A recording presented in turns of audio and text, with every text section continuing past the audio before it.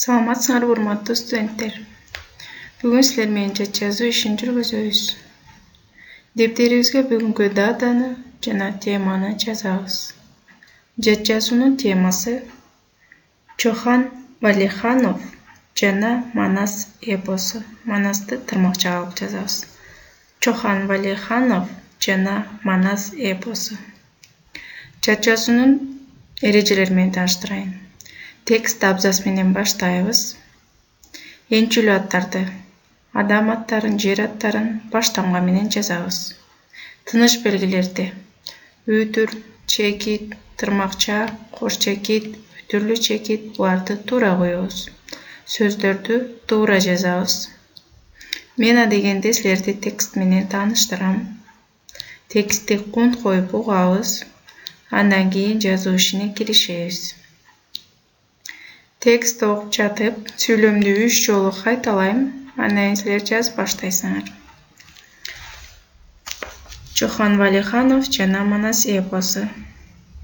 Манас эпосун көркөм чыгарма катары өз атынан атап, кыргыздын бул мурасы менен окумуштуулар дүйнөсүн тааныштыруу аракетин башталышы 19-кылымдын экинчи жарымына таандык.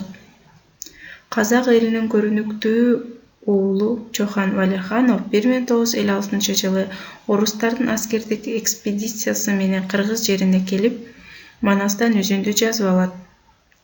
Ал Көкөтайдын ашы аттуу окуя. Окумуштуу үзүндүнүн 910 сабын гана орус тилине которот. Бул текст 1902-жылдын 21 мартында өткөн Орус археологиялык коомунун чыгыш бөлүмүнүн кеңешмесинде талкууланып, жогорку баага ээ болот.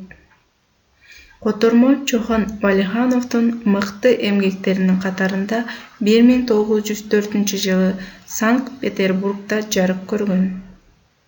Окумуштуунун көзү өткөндөн кийин Көкөтөйдүн ашынын кыргызча тексттеринин кайда сакталганы белгисиз болуп кетет.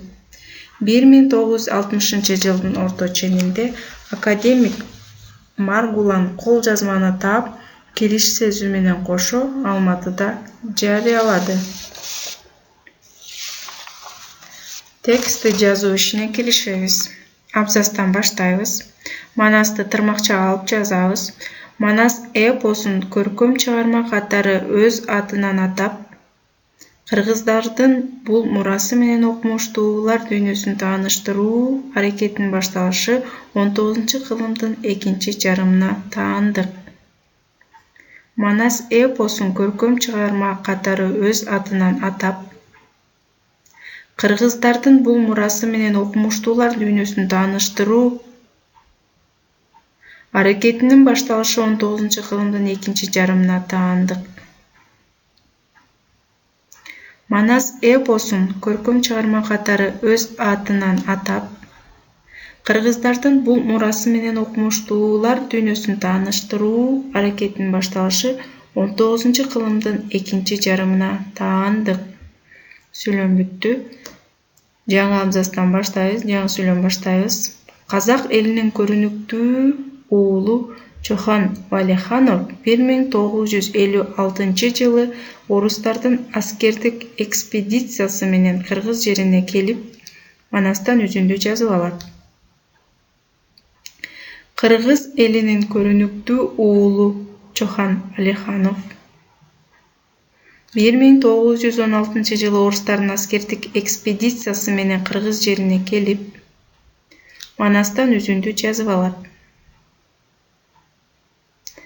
Казак элинин көрүнүктүү уулу Чохан Валиханов 1956-жылы орустардын аскердик экспедициясы менен кыргыз жерине келип, Манастан үзүндү жазып алат. Сүйлөм бүттү, жаңы сүйлөм баштайбыз. Ал Көкөтайдын ашы аттуу окуя. Көкөтайдын ашы тырмакчага алып жазабыз. Ал Көкөтөйдүн ашы аттуу окуя. Жаңы сүйлөм. Окумуштуу үзүндүнүн 910 сабын гана орус тилине которот. Окумуштуу үзүндүнүн 910 сабын гана кыргыз тилине которот. Жаңы сүйлөм баштайбыз.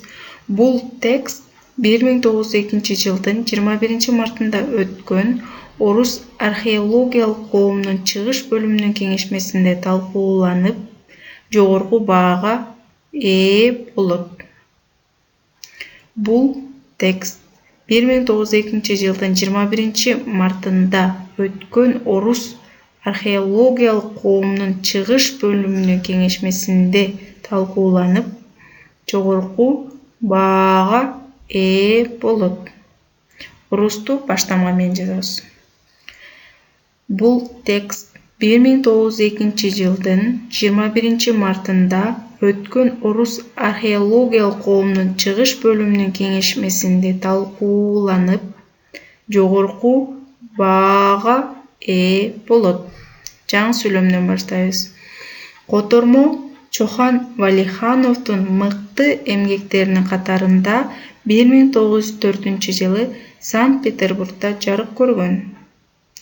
Котормо Чохан Валихановдун мыкты эмгектеринин катарында 1904 жылы Санкт-Петербургда жарык көргөн. Котормо Чохан Валихановдун мыкты эмгектеринин катарында 1904 жылы Санкт-Петербургда жарык көргөн. Сүйлөм бүттү. Жаңы абзацтан баштайбыз.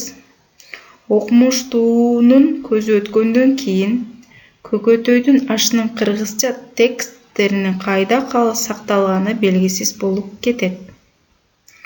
Окумуштуунун көзү өткөндөн кийин Көкөтөйдүн ашынын кыргызча тексттеринин кайда сакталганы белгисиз болуп кетет.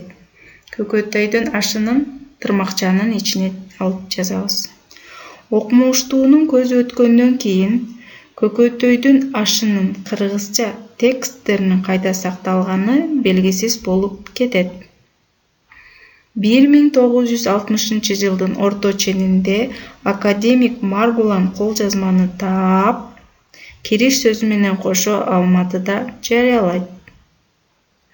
1960 жылдын орто ченинде академик Маргулан кол жазманы таап, кириш сөзү менен кошо Алматыда жарыялайт.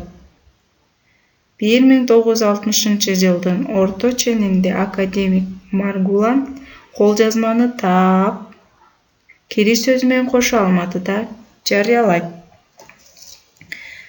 Текст аяктады балдар. Текстти жакшылап жазып, мага тартып жибересиңер.